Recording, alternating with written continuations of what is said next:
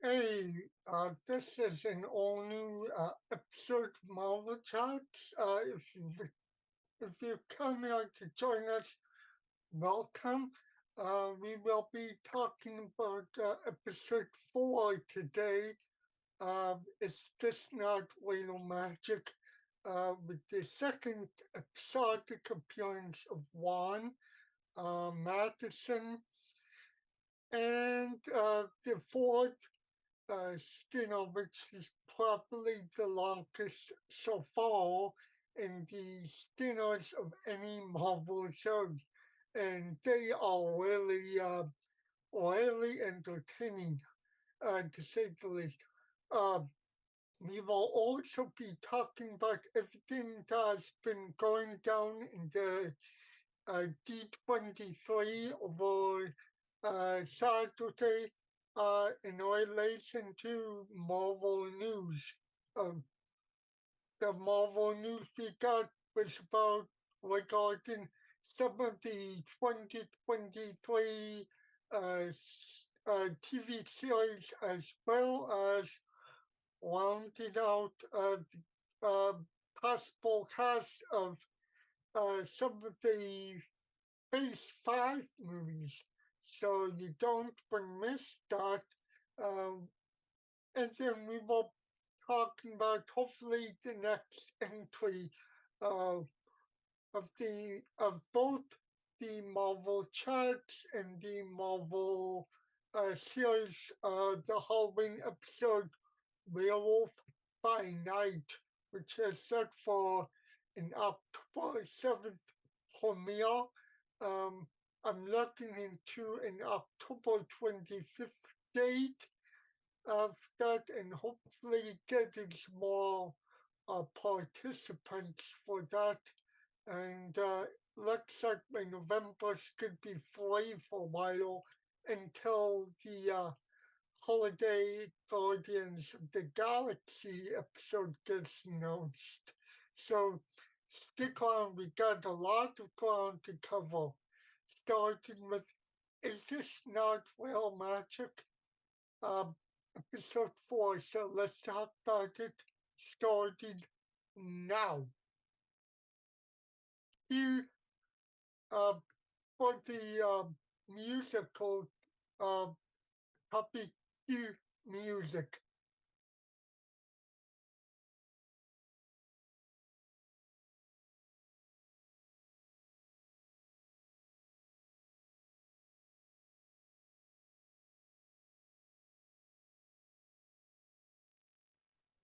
Hello, Hello, how's it going? good. There we go. Alright.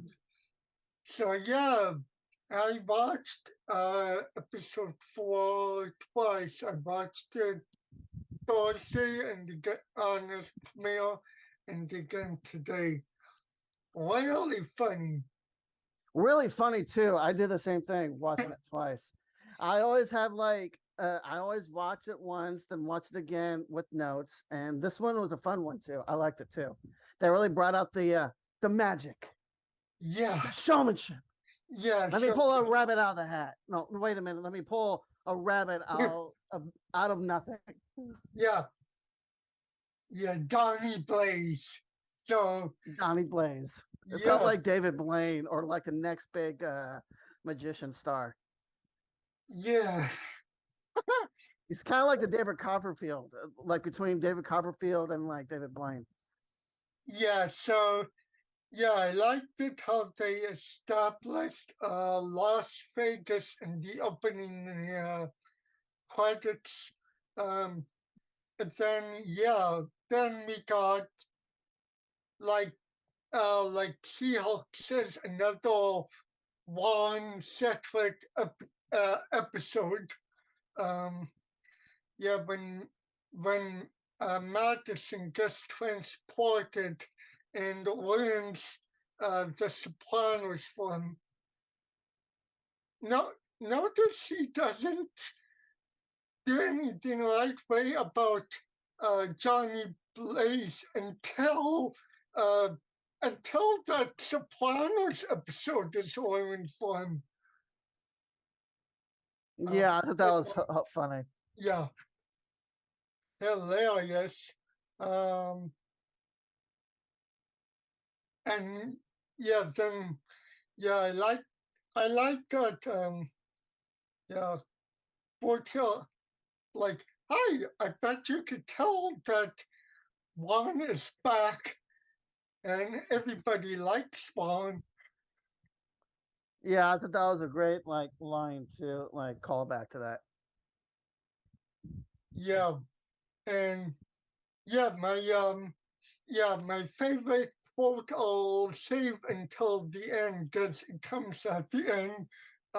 But yeah, I really liked this one because we got to see a little of Wong and She-Hulk in action. Um, and it was also great, like, uh, what battle thing over the Mystic Realm, which nobody in the Super Law division knows, but I mean, they're completely oblivious. Yeah, even especially in the courtroom too, when the Mr. Blaze was showing off his magic, and he's like, "Is this not real magic?" Yeah, which was the And name of the episode. And I mean, it was all Juan and She-Hulk, because we got the backstory of Jennifer Walters trying to be set up on the kind of like the Tinder version of the MCU universe with Maxwell, um, which doesn't go according to plan. yeah, I noticed that too. And it seemed kind of funny how that dating app was kind of like the MCU versions of Tinder or whatever dating app there is today. Yeah. So, all right. Let's see. Another one. Uh, cease and desist order. Yet match profile first day doesn't go well. I liked how uh, they did the editing and the suspense for music as they both reached into the like pockets or backpacks to see who's gonna pull out the checkbook first. Yeah, I noticed the same thing too. They really like with the timing with the music in this episode, it was very on point. When it needed to be, the music needed to rise up for that dramatic tension, and when it comes down and slowly fades away. Or even when Wong uses the portal magic, or even Blaze's portal magic, Yeah. you really know what's really happening when you hear that sound effect. Oh yeah. Yeah, but yeah, music goes up or down. So yeah, and Followed by the sound effect too, within the given scene. mhm, yeah, I could tell right away that they both did it like how the day is going or how well it's handled until uh, Jennifer turns into She-Hulk and decides to do her She-Hulk personality. You're going to the camera. I'm like, she's like, I'm not proud of myself doing this. Then she was like, "Why don't I take a chance at this?" And she's like this with her phone, like Yeah, try and get the right pose. yeah. So it was really funny. And how, yeah, Nikki kind of coerced her into it because, I mean, we see the match is not going well. And she's like, you have one new match or you have no new matches. As compared to when she's getting up to like 13 new matches. Within like a minute or less. Yeah, and But they were like beep. They were keep doing that beep sound on the phone. yeah, yeah, and I really liked how they edited him matching back and forth to see what works and what doesn't. And the one thing that Yeah, is a turn off for, do not call a specimen, or else the day will end right there. yeah. I'm the same way. I felt like that was kind of like an awkward moment, and when he like said that, then like this past week, since I watched this episode, I saw somewhere online that like that guy where it's just like you could be a great specimen, and that line there when he says it, that I heard something about like that character could come back for another episode because there was a the end of the last previous scene when Jen gets attacked by those random people, and Yeah. everyone was like, "We didn't get the blood." And when I was reading this article, I heard something about like that when he says like, "Oh, you could be a good specimen." I'm thinking that guy there could have been the one hired those people to jump attack Jen because he Okay. wanted that her blood. But then again, it was just a rumor. Oh, I guess, I yeah, saw an article about it, but it yeah, was like very rumor, very theoretical, but it was never confirmed. I'm kind of curious later on we'll might see something about that. yeah. I had the kind of like a similar theory when the guy she ends up dating kind of leaves at the end when he or in the morning when he sees her real identity, and I'm like that could be a possibility right there. Because yeah, the first time he left, I'm like, uh-oh. And I did write it in my notes today, but I'm like, uh-oh, this could be bad. Uh, Yeah, I was thinking that thing. I was thinking the same thing too because that guy could come back too. yeah, so So that's like possible two more characters to return. yes, yeah, and yeah, I like how they yeah brought back Johnny Blaze to like continue the story with another like victim who does not buy it, and he accidentally releases demons. So, which, yeah, Magic trick gone bad. yeah, I believe this is who Madison was referring to by the demon known as Jake. Um, yeah, and The visuals in that was cool when he Donnie like messed up on the magic trick, and there's that bird that comes over onto that lady's hand and drops an egg, and like from that weird little creature when it cracked from the egg and expanded and grew. They really like took their time on the visuals on this. yeah, yeah, because you didn't know it was the hatch of the egg. Would it be a baby bird, or will it be some another like creature from the mystic realm, or but Or what? Yeah, it left like that unknown factor. yeah, they took their time with that, and then yeah, I liked it when Donnie Blaze was contacting Juan, and yeah, Juan's like, "What?" It was almost like a, "What did you do this time?" What portal did you open? Yeah, so yeah, and I liked it because yeah, the first time he was watching The Sopranos, and then the second time he was watching This Is Us. Well, I didn't notice right away, but yeah, when I watched it again, it became clear that that was the show he was watching. So Yeah, I picked up on that too. They really did well with the setups and payoffs for this episode. And like I noticed the Sopranos reference and in the extra credit scene where it shows Wong and Madison hanging out watching This Is Us. I thought that was like an interesting reference there. Not I shouldn't say interesting, but it was a cool reference. I take that back.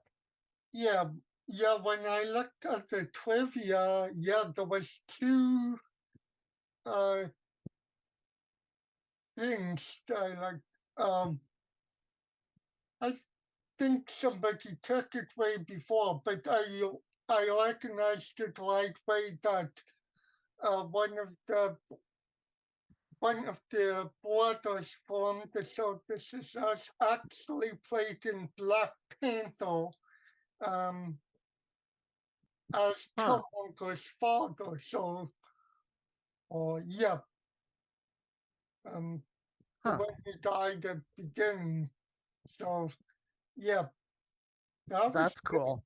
and then yeah, I found this to be interesting that the mid-credit scene with Madison and Warren was not scripted. Um, they decided, the director decided to let the cameras roll and the two actors improvise their dialogue. Which I'm not that's cool. I'm sorry, go ahead. I I thought it was funny. I didn't know what was going on in that scene, but it kind of made a little sense after I copied it and then read that. I'm like, oh, that makes sense. I'm not surprised because like I had a feeling that was improv, just the way the scene was going and like seeing their performances on screen. I'm thinking back in my head, this is totally improv and like this is great. Oh my god, hilarious! Extra credit scene. Yeah. And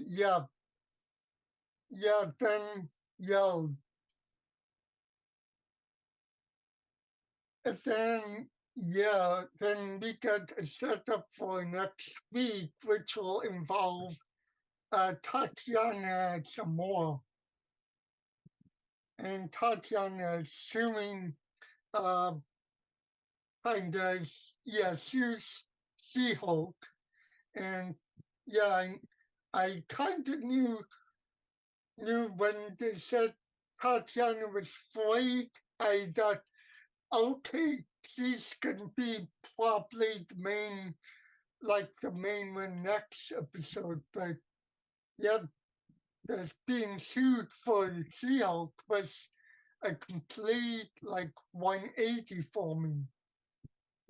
Yeah, that one was a surprise there too on the suing of the trademark of the She-Hulk. But like, I had a feeling that she was going to return, but the twist for me was the suing for the trademark name of She-Hulk. But like, that was interesting and cool reference. It's like, oh, she's being sued by Titania. I was like, okay. I'm kind of curious how the payoff will be in the next episode on that one. Yeah, and and that brings me to, I think, my favorite. Uh,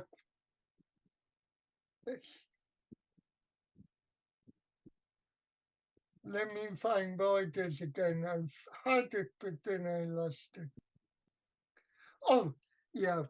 My favorite what episode was again, when she said, when she looks at the audience, kind of a bummer way to end the episode.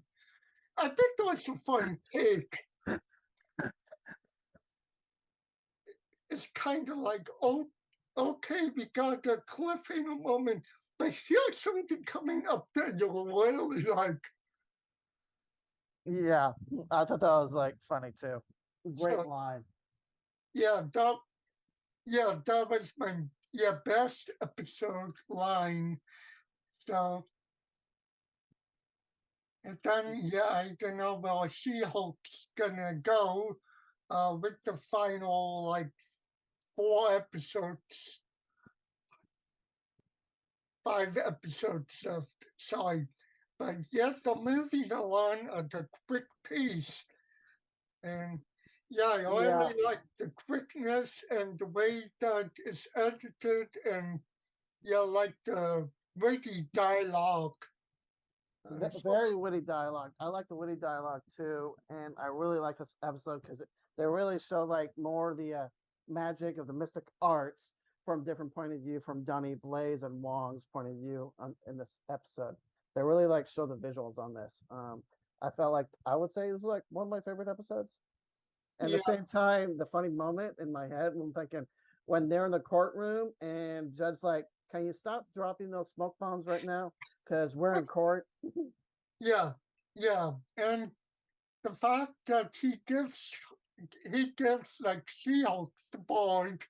Um, yeah, I was watching it the first time. I'm like, wait a minute, was that what I was that what did I see what I think I saw? And the second time I saw it, I'm like, I put in my notes, that's I thought I saw that's when the board was coming in, and to put board in quotation marks, because I'm like, I had a feeling, but I wasn't sure, and I'm like, the second time I'm watching it, I'm like, yeah, I'm pretty sure I saw what I saw. So,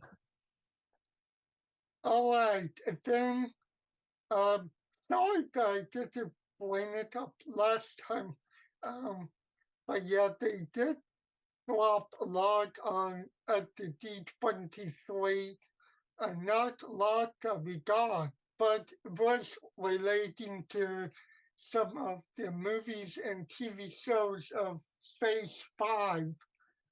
Um, Yeah, they did. Even like Secret Invasion and Wolf by Night.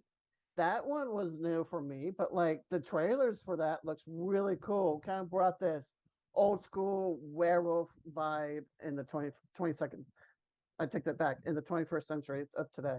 They really yeah, brought like the old school werewolf movies and turn it into like a series called Wolf by Night. And like seeing that preview looks really cool and interesting. yeah, On top of Secret Invasion. yeah, I sent it to like some of my friends on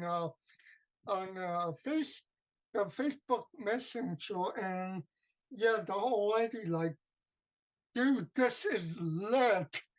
This is a cool show. Yeah, So I'm hoping to. I was hoping to play around with it because I said the date was for October like 7th when it premiered, which is probably the same day as She-Hulk airs. Um, I was gonna watch it a couple of times and then maybe do like Marvel chat that after She-Hulk huh. ends. Um, That which would be cool. yeah, be October 25th, and yeah, because I'm like you, I like the vibe, I like the aesthetic, and going with those 1920s, 1930, 40 werewolf, I mean, Universal monster films. Yeah, like, This is their. I'm sorry. Go ahead. yeah, Dracula, Frankenstein, Creature of the Black Lagoon, the Wolfman, and yeah, sorry. So yeah, you were saying? Yeah, the only thing I was saying was going to say was like this is kind of like their horror type Halloween series. We haven't like seen something like this like I don't know how long, but like this looks really cool the way they edit that trailer. Yeah, and yeah, it kind of had the mystery aspect from the trailer, like me knowing the.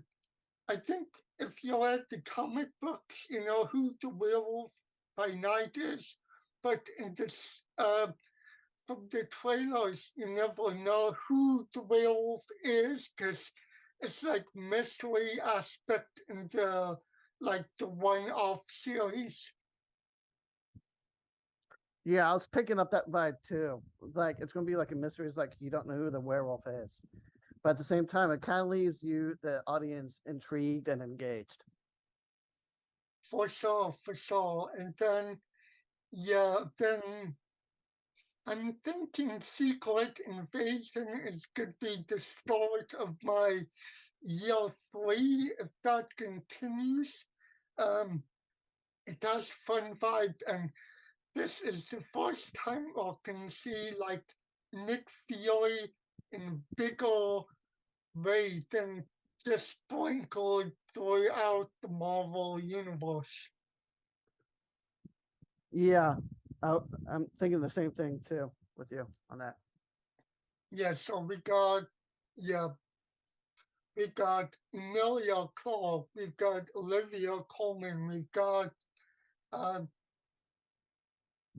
the Skull guy from Captain Marvel, we got Ben Mendelsohn. Ben Mendelsohn. Sorry, I forgot to name it first. It's Thank, okay. thank you, because you saw me struggling a bit. We got uh, uh, Samuel L. Jackson. Uh, we got Maria Hill, Kobe Smulders. We got Don Cheadle, which I'm glad they're bringing him back. And then we heard that Secret, Armor Wars is gonna pick up immediately after that series. And then we also got Daredevil Born Again, which is gonna be like a reboot. But I would like to try and watch the whole 3 seasons beforehand. Um, and I have a whole time frame until like 2024, so it's gonna be good. And then on the movie front, they didn't do a lot with the first 3 movies. They did a lot with Captain America, New World Order, and Thunderbolts. And also Ant-Man and the Quantum Realm. They had a little thing for the next Ant-Man movie as well. Oh yeah. Yeah. And then they said that a little note, Goose the Cat will return in the Marvels. But yet, big ones for Captain America, New World Order, Thunderbolts, and then we got the director for Fantastic Four. We didn't get the cast yet, but but there will be like, I'm thinking the next Comic Con and D23 will learn more about Phase 6. Yeah, I feel like we're going to get a wait for a while on the next Fantastic Four movie. I feel like they're doing slowly. It's like, okay, they're probably thinking, let's share with the audience and the public. We got a director for that, Matt Shankman, if I'm saying his last name right. And let's wait a little bit, then we'll share the who's going to be the cast. Will be. I feel like they're holding that off for a good date and time for that. I'm gonna go buy Captain America first, and then Thunderbolts being the last. So Captain America, um, the, uh, I knew first. I knew uh, Anthony Mackie was gonna return. Um, I'm surprised they got Joaquin Torres back, but I heard he's gonna be like the next Falcon. Um,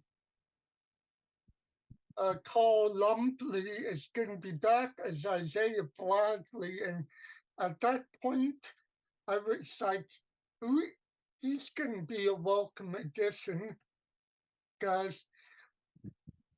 I felt his story arc was kind of completed in the Falcon and the Winter Soldier, but then again, I put him as also a question mark, and I hope he's gonna solve in a mental way to Sam Wilson as he transitions to the new Captain America.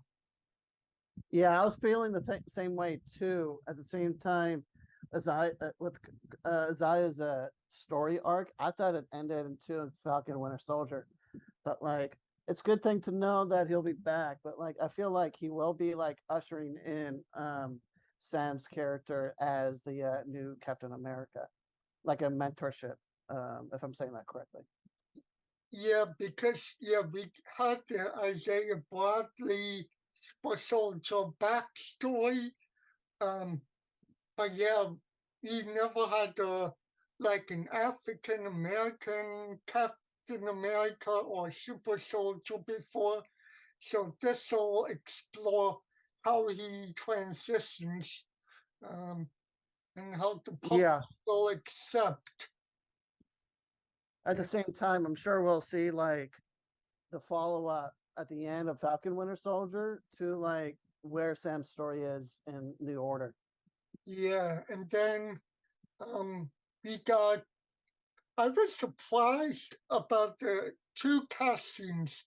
One was Tim Blake Nelson, who I haven't seen, and when they said the Incredible Hulk, I saw the movie, but I'm like, oh yeah, I forgot about him. I did too. And like I heard about him like being part of D3 and for this film. I'm thinking I'm kind of curious if they're going to do some sort of callback to Incredible Hulk. Because like he was in that. But they could change his character story in New World Order. But like I guess I just have to like wait and see what that will be entail. Yeah. But that's exciting to see though.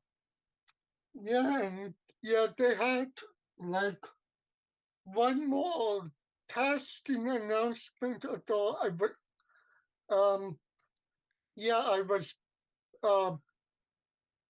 I was kind of little bummed because I wanted Emily Van Camp to come back as Sharon Carter to kind of finish a post storyline.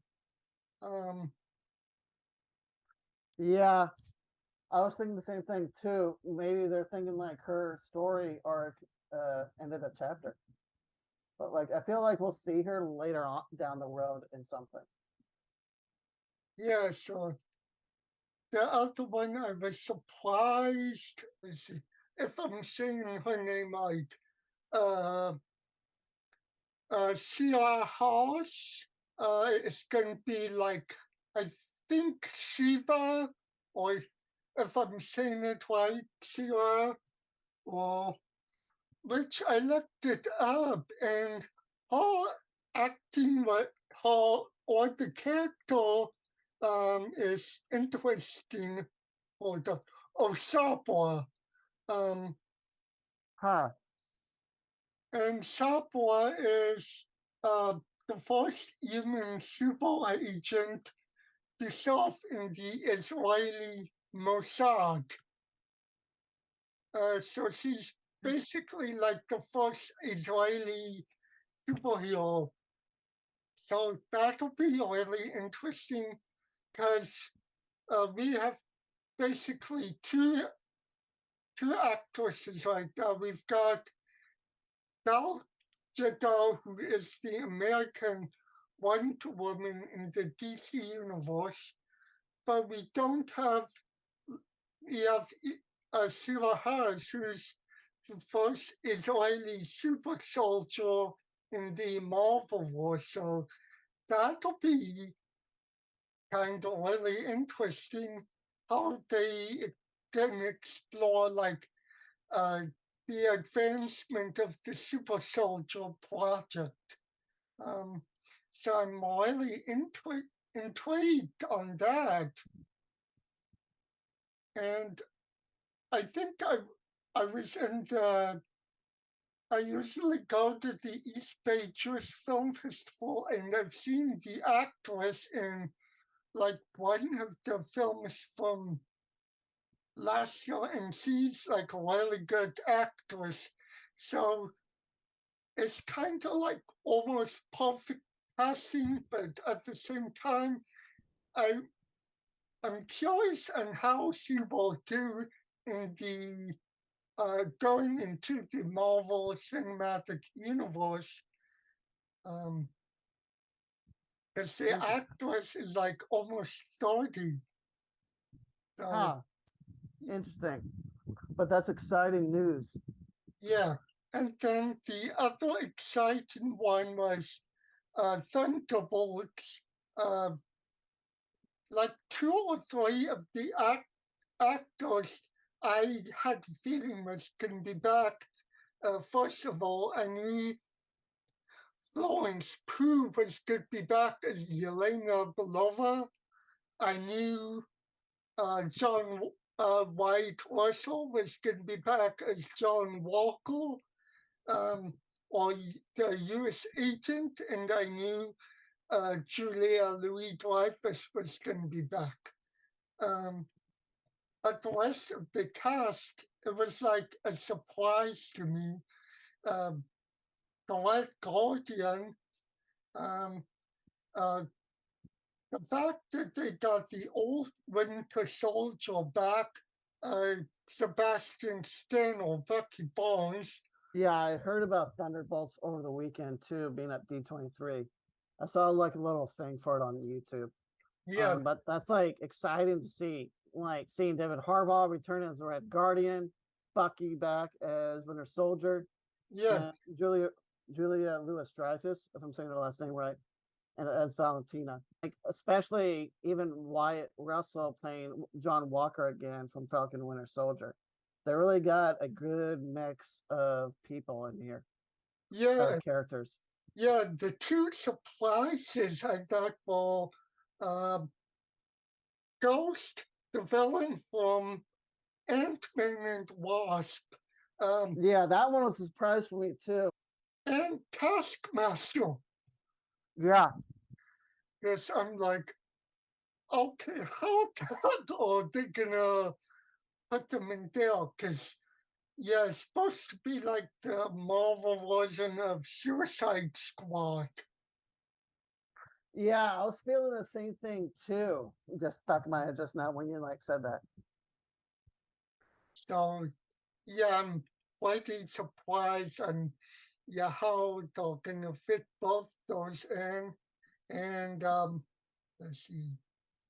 I also heard they might since the lead on New World Order, since the leader is gonna be the bad guy, I heard that they might bring Mark Ruffalo back um, as the Hulk.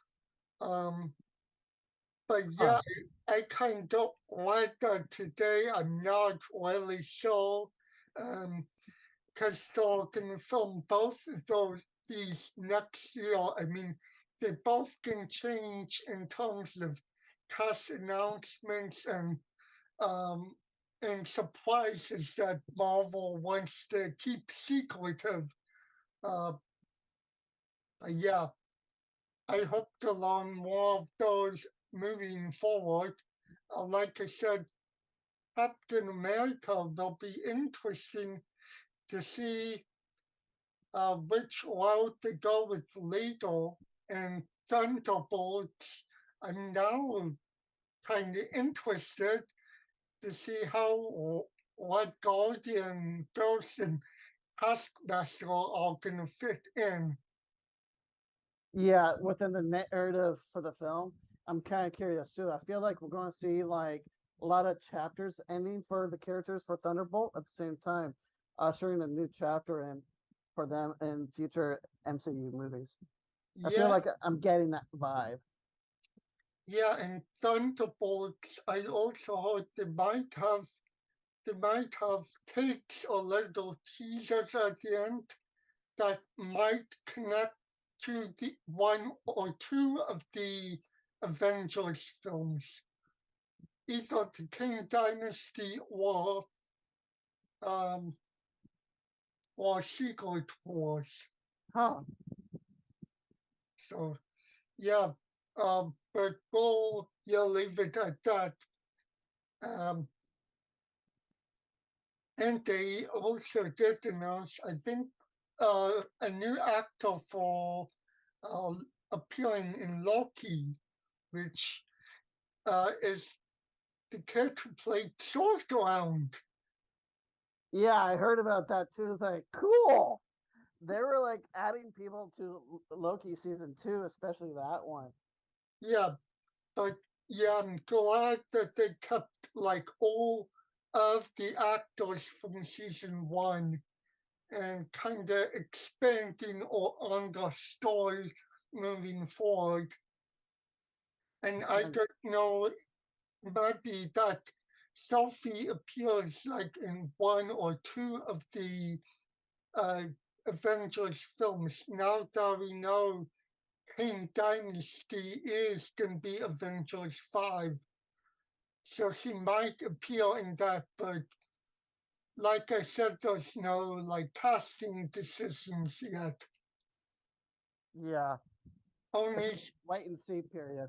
yeah. So, okay. So that was a lot of information to cover.